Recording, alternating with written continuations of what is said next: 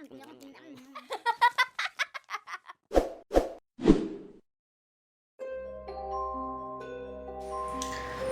യഥാർത്ഥ സംഭവത്തെ ആസ്പദമാക്കിയാണോ നെറ്റ്ഫ്ലിക്സ് സീരീസായ സ്ക്വിഡ് ഗെയിം ചിത്രീകരിച്ചിരിക്കുന്നത്? സ്ക്വിഡ് ഗെയിമുമായി സാമ്യമുള്ള ചില ചിത്രങ്ങളാണ് സോഷ്യൽ മീഡിയയിൽ ഇത്തരം ചർച്ചകൾക്ക് വഴിയൊരുക്കിയത്. Brothers home. എന്താണ് ബ്രദേഴ്സ് ഹോം? 1980-കളിൽ സൗത്ത് കൊറിയയിൽ രൂപീകരിക്കപ്പെട്ട 36 വെൽഫെയർ ക്യാമ്പുകളിൽ ഒന്നാണ് ബ്രദേഴ്സ് ഹോം. 1988-ൽ ഒളിമ്പിക്സിന് ആതിഥ്യം വഹിക്കാനിരിക്കെ രാജ്യത്തെ റീബ്രാൻഡ് ചെയ്യുക എന്ന ഉദ്ദേശത്തോടു കൂടിയാണ് ഇത്തരം വെൽഫെയർ ക്യാമ്പുകൾക്ക് രൂപം നൽകിയത്.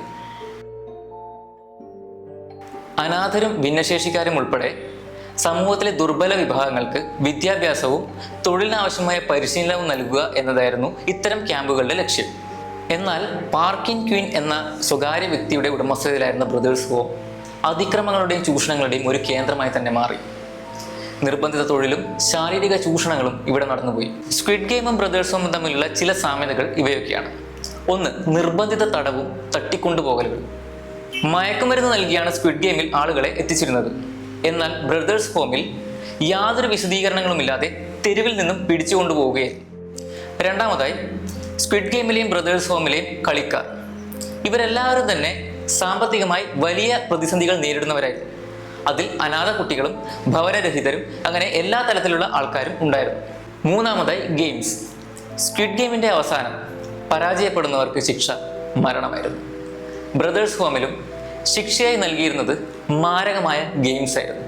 ഇതിൻ്റെയും അവസാനം മരണം തന്നെയായിരുന്നു. നാലാമതായി, യൂണിഫോമും നമ്പറുകളും. സ്ക്വിഡ് ഗെയിമിലെയും ബ്രദേഴ്സ് ഹോമിലെയും തടവുകാർക്ക് അഥവാ ഗെയിമേഴ്സിന് നീല നിറത്തിലുള്ള സ്യൂട്ടുകളും വെള്ള നിറത്തിലുള്ള ഷൂസുകളും റബ്ബർ ഷൂസുകളും നൽകിയിരുന്നു. കൂടാതെ നമ്പറുകളുടെ സഹായത്തോടു കൂടിയാണ് ഇവരെ തിരിച്ചറിഞ്ഞിരുന്നത്. ഇത്രയധികം സാമ്യതകളുണ്ടെങ്കിലും സംവിധായകനോ ഔദ്യോഗിക വൃത്തങ്ങളോ യാതൊന്നും തന്നെ ഇതുവരെ പ്രതികരിച്ചിട്ടില്ല.